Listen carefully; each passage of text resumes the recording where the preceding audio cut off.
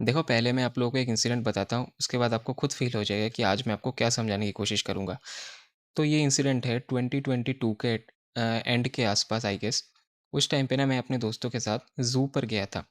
तो वहाँ पे एक एनिमल के केज के सामने दोनों साइड ना डस्टबिन रखा हुआ था और वहाँ पे स्ट्रिक्टली रूल था कि चीज़ नीचे नहीं फेंकनी, डस्टबिन पे ही फेंकना है, क्योंकि वहाँ पे लोग खड़े होके देखते हैं।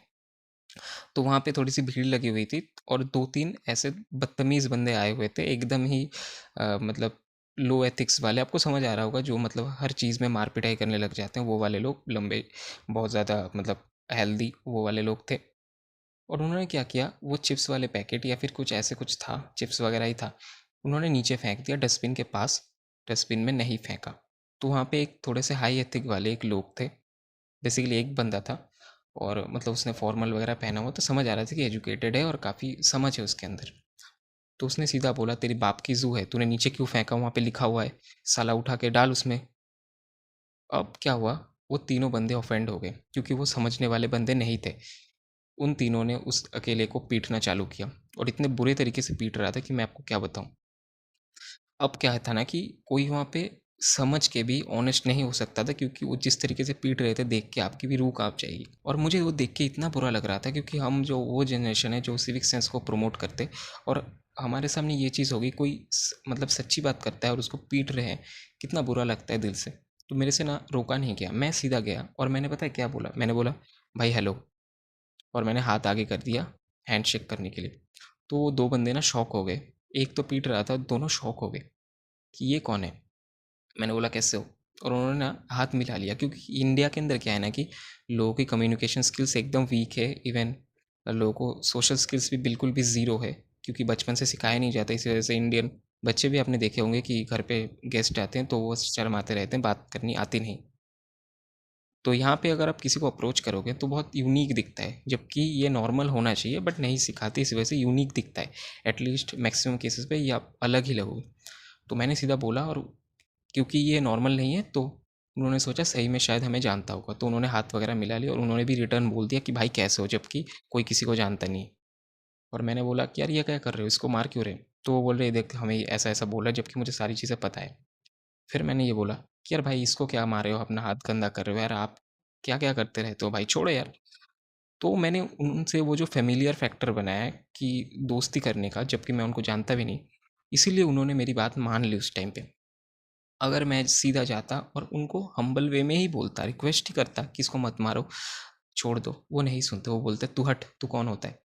मैंने वहाँ पे फेमिलियर फैक्टर बना के वो चीज़ किया, और उसने उसको छोड़ दिया। और फिर मैंने बोला यार क्या क्या करते रहते हो, और मैंने वो कूड़ा खुद उठा के डालने के लिए हाथ जैसे ही नीचे किया, उन्होंने बोला छोड़ो भाई आप मत करो, क्योंकि उनको लग रहा है कि मैं उनका दोस्त हूँ।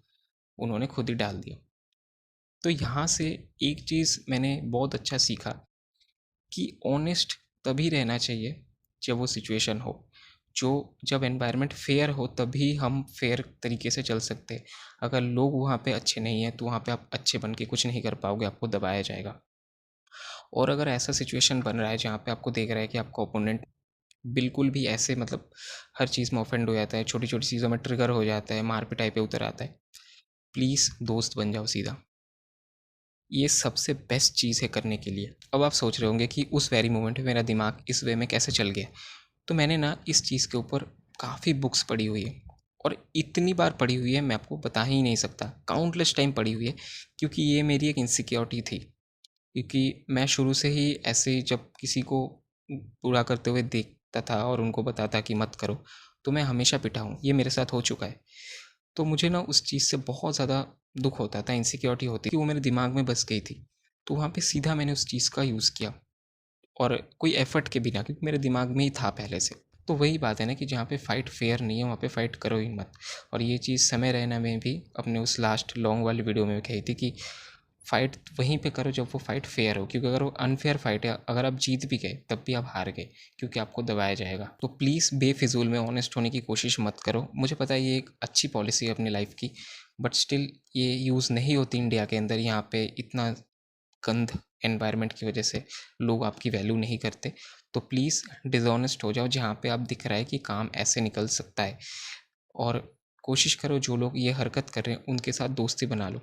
हाथ वगैरह मिला लो, क्योंकि यहाँ पे इंडिया के अंदर ना ये जो कनेक्शन वाला फैक्टर बहुत बेकार है। यहाँ पे अपने दोस्त के अलावा कोई आपको इस तरीके से अप्रोच नहीं कर सकता, क्योंकि यहाँ पे ये कल्चर ही नहीं है। तो जब आप करोगे तो उनको जेनुइनली फील होगा कि ये शायद हमारा दोस्त ही है, तो आप फिर उनसे अच्छा काम करवा सकते हो।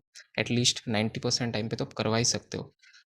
और अगर आप नहीं भी करवाते तो आपका फ़ायदा क्या है, आप खुद बताओ। अगर आप जाकर सीधा बोलते हो कि मत करो भाई, तो क्या आपकी बात सुनेंगे? तो इससे अच्छा आप इस वे में ट्राई करो, और कोशिश करो इन चीज़ों के साथ ना रेलिवेंट रहने की, ताकि आपके दिमाग में वो चलता रहे। जैसे मेरे साथ उस टाइम पे हुआ था, तो मैं तब वो बुक पढ़ रहा था, तो मैं रेलिवेंट था और मैंने उसको सीधा एक्सपीरियंस किया। अब अगर मेरे दिमाग में वो रहता, तो क्या होता है कि उस वेरी मोमेंट पे वो याद ही नहीं आता, तो काम उसका कुछ होता ही नहीं। तो उसको प्रैक्टिकली यूज़ करना भी ज़रूरी है। आई होप आप थोड़ा समझ पा रहे होंगे कि मैं क्या कहने की कोशिश कर रहा हूँ, कि आपको थोड़ी सी सिलेक्टिव ऑनेस्टी दिखानी पड़ेगी जगह के अकॉर्डिंग। इतनी ही थी बस इस वीडियो में। आई होप आप थोड़ा समझ पा रहे होंगे ये फ़िलॉसफ़ी। और बाकी मैं मिलता हूँ ऐसे ही किसी मेरे वीडियो में। Love you everyone, have a nice day, bye.